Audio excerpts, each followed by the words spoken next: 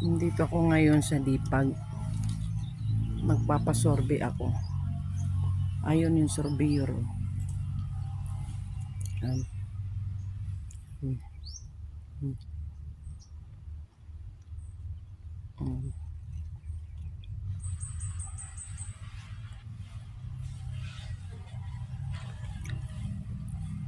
Para lang talaga makasigurado na ano mo talaga na okay ang lahat, maging legal. Um,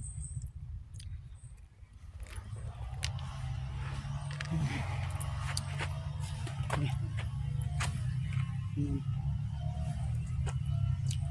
Itong nakita nyo guys na kawayan na nakatayo na empty yan. Yun ang pag-ano ng asawa ko ng gulay. Lalagyan ng project daw niya yan. Mababa mo ng paa mo lang.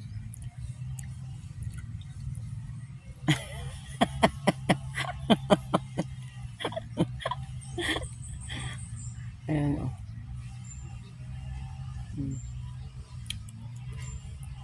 Napakainit talaga guys, sa totoo lang.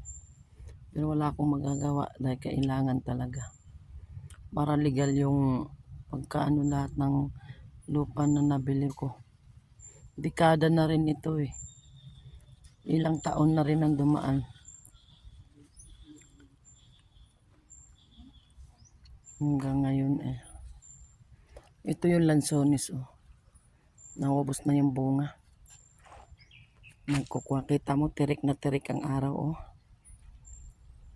No choice tayo dito. Kailangan talaga guys.